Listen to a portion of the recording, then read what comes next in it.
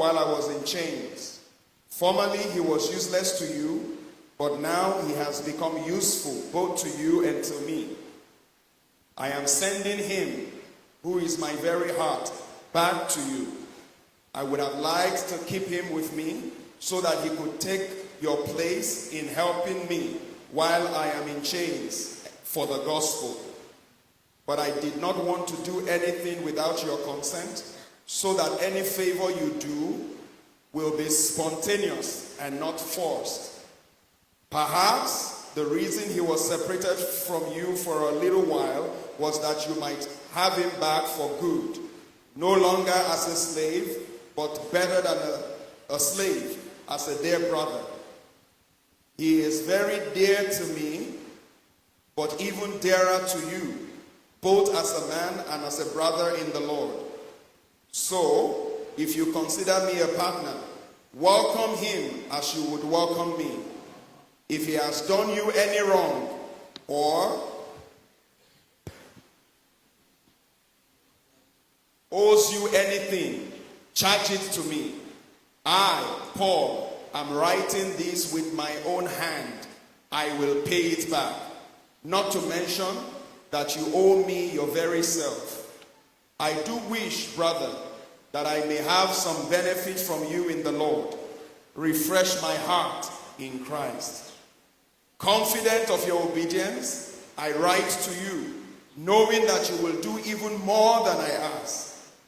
And one thing more, prepare a guest room for me, because I hope to be restored to you in answer to your prayers.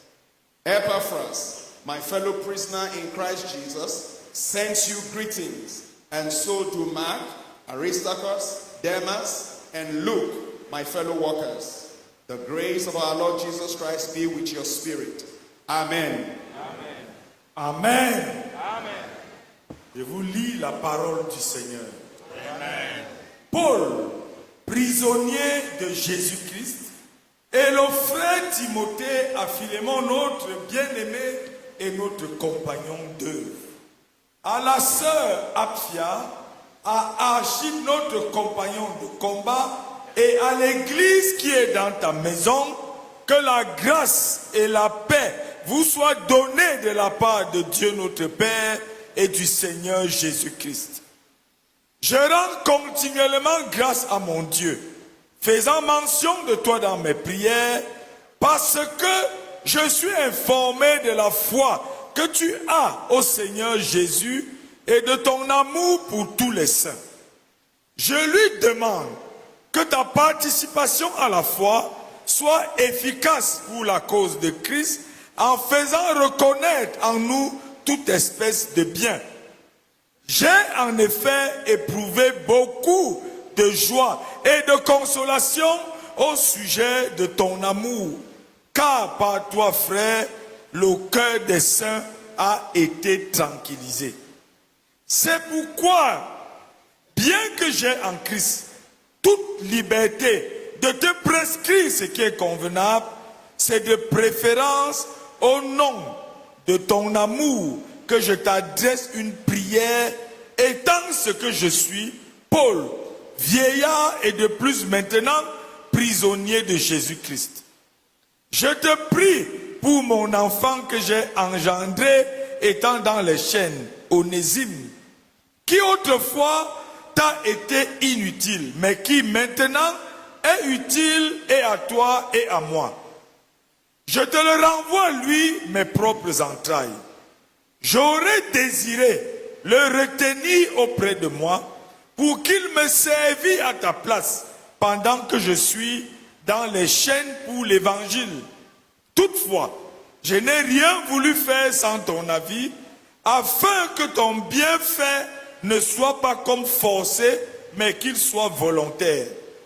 Peut-être a-t-il été séparé de toi pour un temps, afin que tu le recouvres pour l'éternité, non plus comme un esclave, mais comme supérieur à un esclave, comme un frère bien-aimé de moi particulièrement, et de toi à plus forte raison, soit dans la chair, soit dans le Seigneur. Si donc tu me tiens pour ton ami, reçois-le comme moi-même. S'il t'a fait quelque tort, ou s'il te doit quelque chose, mets-le sur mon compte. Moi, Paul, je l'écris de ma propre main. Je payerai pour ne pas te dire que tu te dois toi-même à moi. Oui, frère, que j'obtienne de toi cet avantage dans le Seigneur. Tranquillise mon cœur en Christ. C'est en comptant sur ton obéissance que je t'écris, sachant que tu feras même au-delà de ce que je dis. En même temps, prépare-moi un logement, car j'espère vous être rendu grâce à vos prières. Épaphras, mon compagnon de captivité en Jésus-Christ, te salue, ainsi que Marc, Aristarque, Démaque, Luce, mes compagnons d'œuvre. Que la grâce de notre Seigneur Jésus-Christ soit avec votre esprit. Amen. Hallelujah. Amen. Yesterday we looked at the maturity of the Apostle Paul. Hier, nous avons étudié la maturité de l'apôtre Paul. We looked at three major issues. Nous avons considéré trois choses majeures. The relationship, the wealth of the relationship he had with Philemon.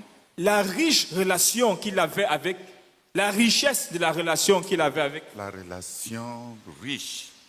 la relation riche qu'il avait avec Philémon, The respect that he had for his co-worker and let us say subordinates. le respect qu'il avait pour ses couvriers et, disons, ses subordonnés. And what I did not talk about yesterday was his requests. Et ce que je n'ai pas mentionné hier, c'est la requête. C'est sa requête. Say, Et ce que je n'ai pas mentionné hier, c'est ses requêtes.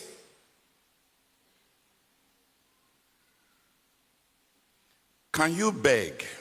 Est-ce que tu peux supplier? Do you beg? Est-ce que tu supplies?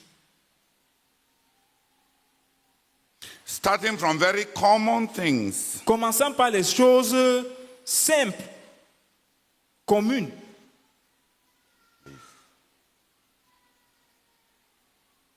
Commençons par les choses ordinaires.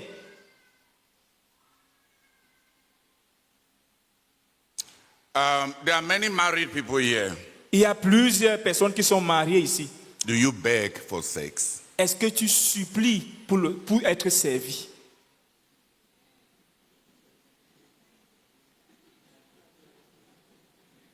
Est-ce que tu supplies pour recevoir un service? Est-ce que tu supplies pour les rapports sexuels? Est-ce que tu supplies pour les rapports sexuels? Can you? Est-ce que tu peux même le faire? Or you expect the other person to know? Ou alors tu t'attends que ton partenaire le sache juste. Was he born in your body? Est-ce qu'il était né dans ton corps? Is he the one carrying your body? Est-ce que c'est lui qui est dans ton corps? Do you beg? Est-ce que tu supplies? Or begging for you is the end of you? Ou alors pour toi supplier, c'est juste la fin de toi-même. Sister Nyanti, please understand. Ou alors pour toi supplier, c'est t'anéantir toi-même. Do you beg? Est-ce que tu supplies? Begging is, I don't mean the begging that comes from beggarliness. Quand je parle de supplier, je n'entends pas par là la supplication qui vient du fait d'être comme un mendiant. Here they come. D'être un mendiant.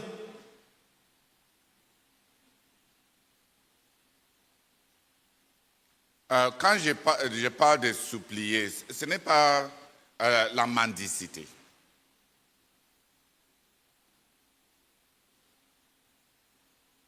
il y a une certaine maturité qui supplie.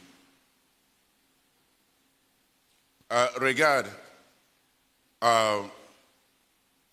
si tu n'exprimes pas tes besoins, tu as bloqué tout le monde de la possibilité d'avoir une relation avec toi.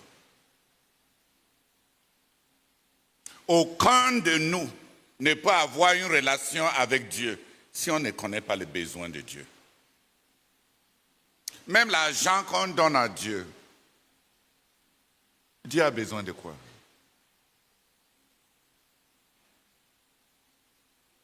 Lui-même, il dit, tous les troupeaux sur 1000 montagnes m'appartiennent. Si j'avais faim, ce n'est pas chez toi que je viendrais dire. Si j'avais soif, je ne vais pas te solliciter. Pourquoi alors il y a la possibilité de donner à Dieu? Parce que Dieu, en ouvrant la possibilité pour nous de lui donner, nous donne la possibilité d'avoir la joie d'une relation. Le chemin de l'intimité commence par ces vulnérabilités à supplier.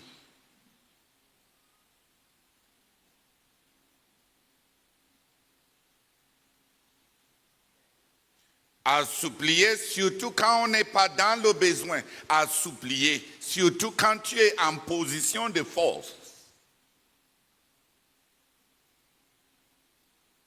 À supplier quand c'est toi qui es en position de force. On associe souvent le fait de supplier pour ceux qui sont en position de faiblesse, de besoin, Mais quand on supplie, quand on est en position de suffisance, on est en train d'ouvrir la voie à la possibilité d'une relation.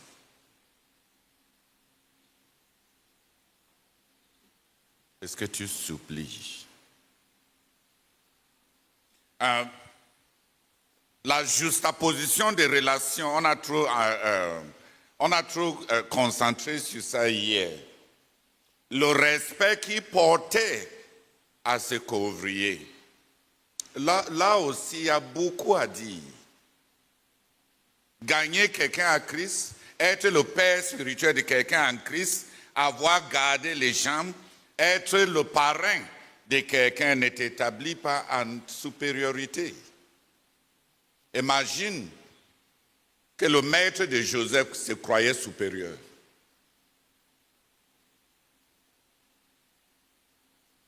Imagine que la personne qui a conduit l'apôtre Paul à Christ, Étienne, parce que c'est pas lui que l'apôtre Paul a suivi l'évangile. Est-ce que le fait d'avoir conduit quelqu'un à Christ veut dire que la personne va passer tout son temps, toute sa vie, étant inférieur à toi, et que ton ministère va le dépasser pour lui? Si tel était le cas, la société humaine sera en décroissance de développement.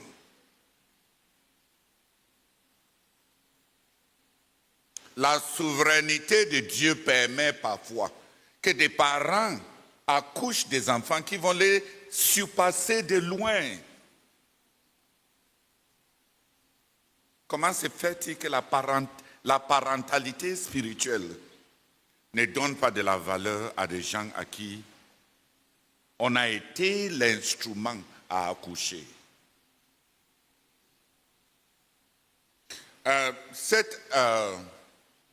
L'appel à être des formateurs de disciples a détruit et limité notre ministère. Parce que la mentalité d'être un formateur, celui qui forme les autres en disciples, a détruit, s'est transformé en un ego de supériorité en toutes choses.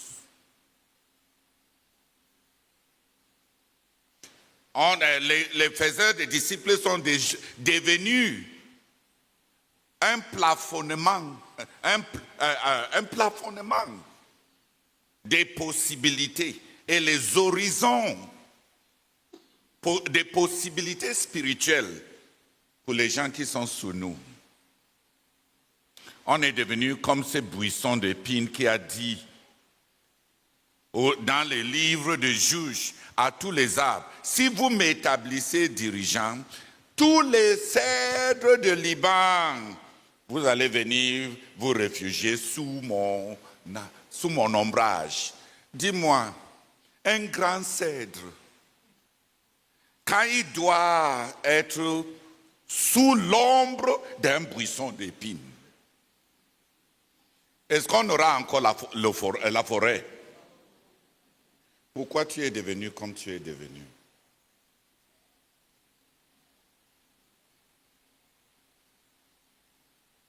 Pourquoi le fait d'être utilisé par Dieu est devenu maintenant un proie à arracher?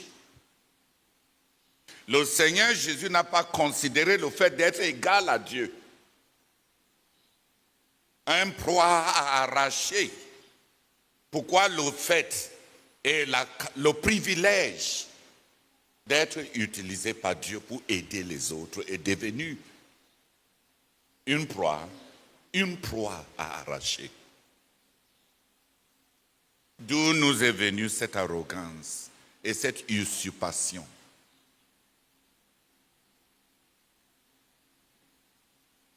La compréhension de celui qui est faiseur des disciples comme celui qui doit régir toute la vie de ceux qui sont ses disciples est un enseignement venu de l'enfer pour l'imiter. Ce n'est pas ce que le frère Zach a écrit dans le livre « Faire les disciples ». Dans le livre « Faire des disciples », le frère Zach a bien écrit que la somme des révélations dans le processus de la formation des disciples est en perpétuelle croissance. Celui qui est faiseur des disciples donne à celui qui est son disciple tout ce que lui, il a reçu de Dieu, en laissant à ses disciples la possibilité de recevoir davantage de Dieu, pour que le disciple devienne plus riche spirituellement que la personne qui est son faiseur de disciples.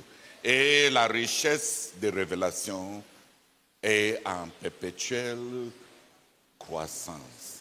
On a transformé ça à une diminution continuelle. Mon disciple est moins que moi. Son disciple sera moins que lui. Et le disciple de l'autre sera moins que son faiseur de disciples. On a inversé ce qu'on nous a enseigné.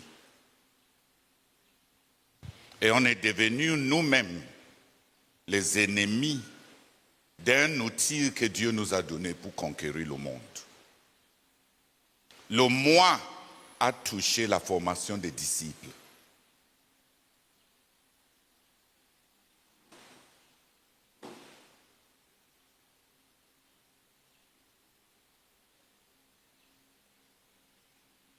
Revenons à la formation des disciples.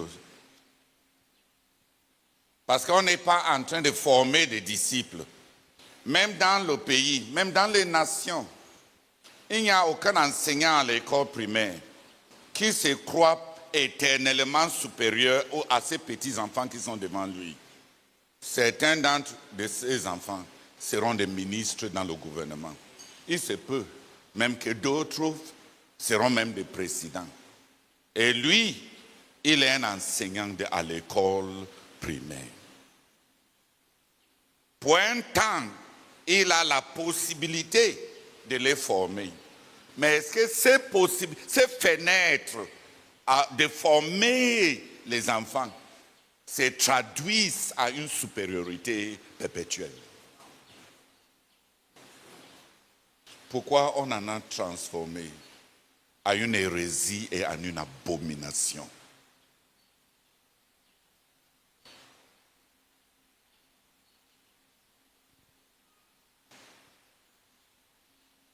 Donc l'apôtre Paul avait du respect pour Philémon. Une autre chose que eux, ils ne connaissent pas en tout. C'est même ridicule, n'est-ce pas? N'est-ce pas, frère? C'est ridicule. Tu as plafonné au niveau des probatoires. Et il a plu à Dieu de t'exalter par le nom de Jésus-Christ en te donnant des gens à bâtir pour lui. Pourquoi tu ne les donnes pas Dieu simplement? On peut vendre les vitamines. Est-ce qu'on doit être les vitamines pour faire dans le corps ce que les vitamines font? Pourquoi tu ne prends pas les gens que Dieu t'a donnés à bâtir pour les donner Dieu comme vitamines? Et tu te réjouis de ce qu'ils vont devenir.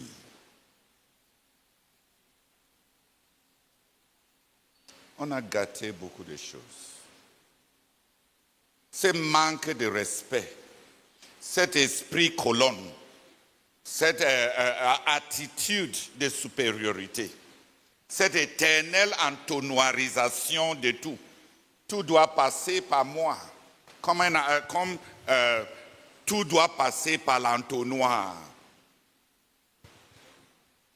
Si quelque chose n'est pas passé par moi, Dieu n'est pas là-dedans. C'est ce que moi j'ai validé, qui montre que ça vient de Dieu. Vraiment. Pourquoi tu veux que Dieu te déteste? Quand tu prends la place de Dieu dans la vie de quelqu'un, pourquoi tu veux que Dieu te juge?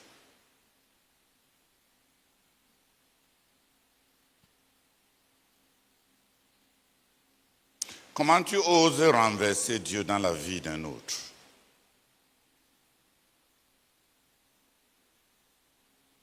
Si ça ne passe pas par moi, Dieu n'est pas dedans. C'est maintenant à toi, monsieur le directeur spirituel, à qui même Dieu a besoin de faire la demande d'autorisation pour ses desseins dans la vie de ses créatures.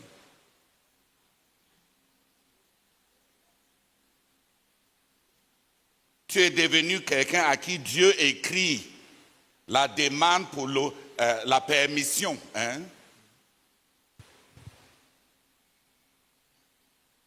De travailler dans la vie de ses créatures et des gens que lui, il a sauvés. Depuis quand est-ce que Dieu t'écrit une permission pour te demander la permission?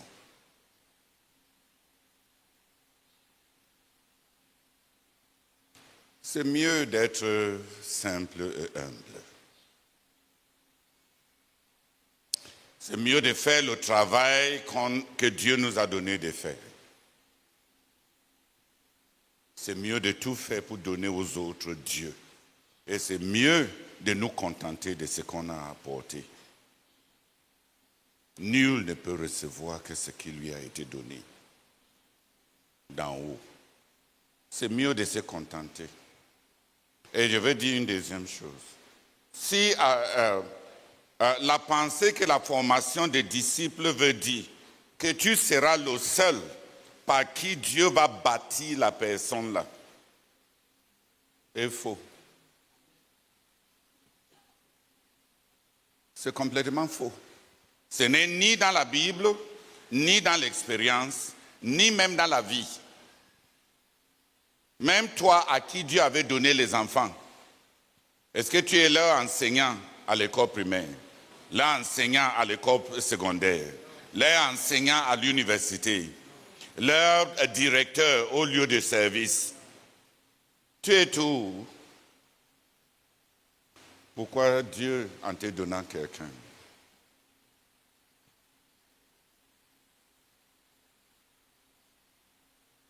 doit se soumettre au fait que personne d'autre ne va apporter davantage de connaissances, davantage d'expérience, davantage de compétences dans la vie de ceux-là qui t'appartiennent.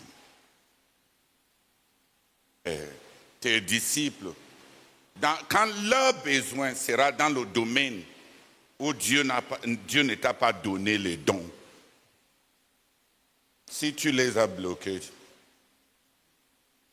et tu cries à Dieu pour les jeunes, imagine un chat, un lion qui crie à Dieu pour que Dieu lui donne la capacité d'apporter ce que l'éléphant apporte. Il n'y a pas un jeune de 40 jours qui change un lion en un éléphant. Un lion peut être le meilleur des lions, mais un lion ne peut pas devenir même un souris. C'est Dieu qui décrète. Si tu as les gens, peut-être si tu as un ministère de guérison, tu vas les guérir aujourd'hui. C'est pour ça que la plupart des ministères au Nigeria qui se spécialisent à rencontrer des besoins corporels. C'est pour ça qu'on invente des astuces et perpétuelles. Aujourd'hui, on te guérit pour l'autre. Le mois prochain, comme on n'a pas autre chose à dire, on te dit que maintenant il faut que tu te protèges. Viens maintenant pour les prières qui vont protéger ce que Dieu t'a donné. Et tu vas tourner les gens comme ça pour 50 ans. Quand ils auront besoin d'une direction dans la vie, Dieu t'a donné le don du leadership.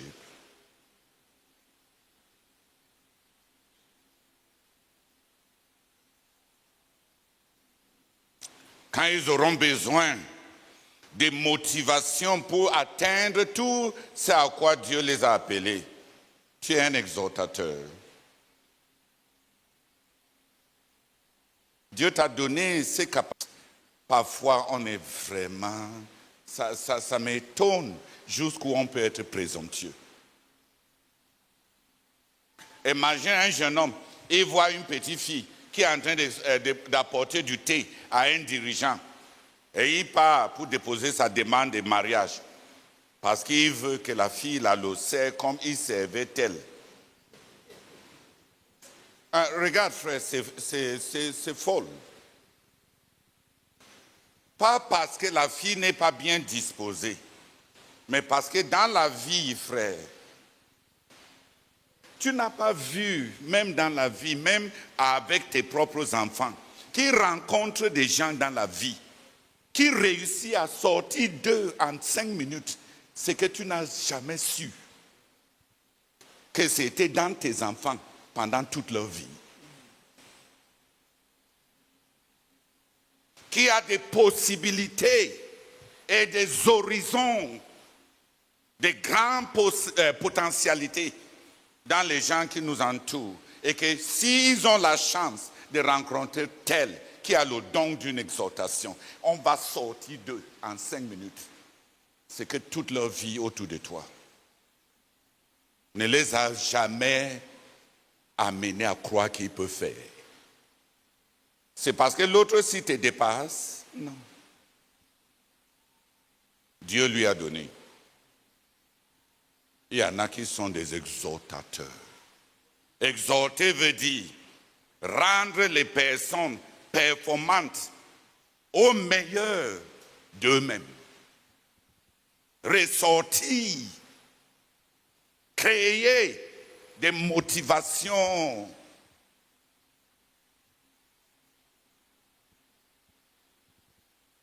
Donc, on devait se contenter quand notre période d'influence est finie. Les parents sont contents quand leur période d'influence finisse. Est-ce que quand j'envoie mon enfant à l'école, il cesse d'être mon enfant? Parce que c'est les autres maintenant qui vont l'enseigner. Non. L'appartenance ne change pas. Mais c'est une arrogance de penser que tu es capable de bâtir les gens dans tous les domaines. Le respect aussi, c'est parce que la personne que tu es en train de bâtir a ses talents, il a ses dons spirituels que Dieu lui a donnés. Et Dieu peut lui avoir donné des dons qui dépassent les tiens.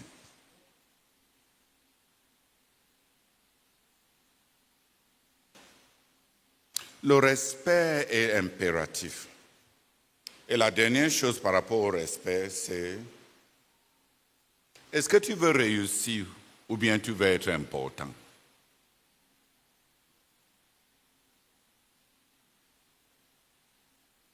Regarde la manière dont Paul a traité Philémon. Il cherchait à réussir, n'est-ce pas? Il voulait gagner Onésime. Il voulait l'établir dans le Seigneur, l'établir dans la foi. Il voulait réussir son travail. Et il a emprunté les meilleurs moyens pour réussir. J'aurais pu te commander, mais je préfère te supplier. Tu veux réussir ou bien tu veux être important? Plusieurs d'entre nous, on prend les gens, on les gronde, on les mate, et quand ils partent, on dit que celui-ci, il ne peut même pas supporter les réprimandes. C'est parce qu'il a un cœur endurci. Finalement, le fait que tu la vois, vraiment, écoutez frère, Salomon nous a montré que la femme qui veut qu'on coupe l'enfant à deux, c'est la femme qui ne l'a pas accouché.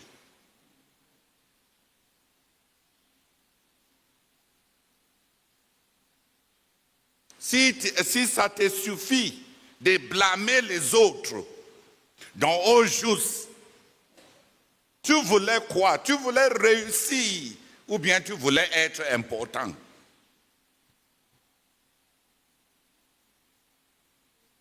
Tu veux montrer qui tu es ou bien tu veux gagner les âmes à Christ?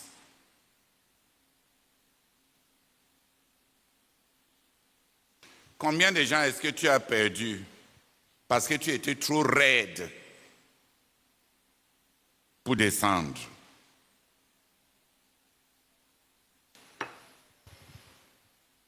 En français même, vois la manière dont l'apôtre Paul traite Philémon. Bien que j'ai le droit, bien que tu me dois même tout ce que tu es, je t'ai pris pour mon fils. J'ai pris. Vois les casquettes qu'il est en train de prendre. Il a pris maintenant la casquette de quelqu'un qui supplie. Tous les mamans savent comment changer de casquette. Parfois, il faut observer une maman avec son enfant. Le petit idiot là, si on a surnommé son père, il dit, ouais, my husband, ouais, mon mari ici. Hein? Mon chéri. On est prêt à porter tous les casquettes, à supplier un petit voyou.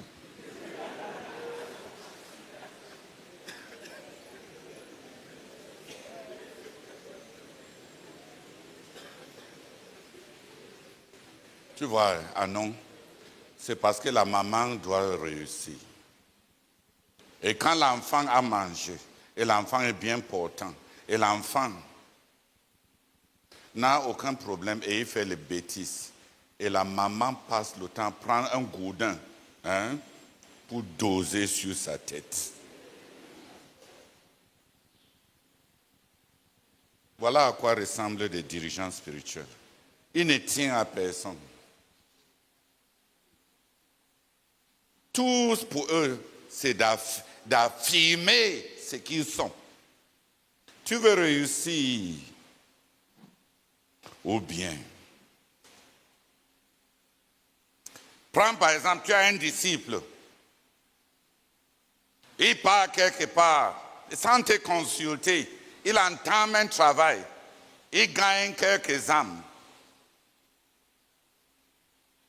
Comme ceux qui sont partis de Jérusalem. Et quand tu apprends, tu dis, Ah, tu marches dans la rébellion. Le frère Zach a enseigné que tout ce qui n'est pas vraiment fait correctement, c'est comme la paille.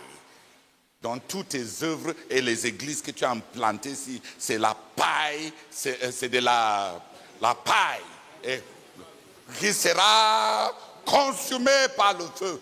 Parce que quand le directeur de validation spirituelle que tu t'es constitué n'a pas signé,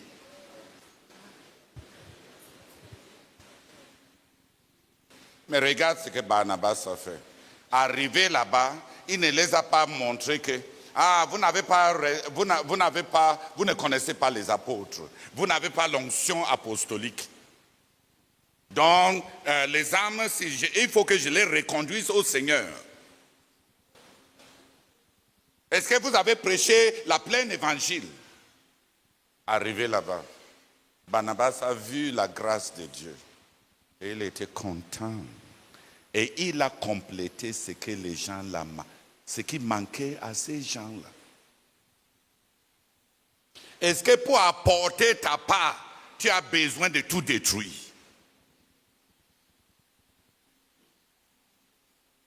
Est-ce que pour apporter, pour faire la place à ton ministère, tu as besoin de nier tous les autres ministères?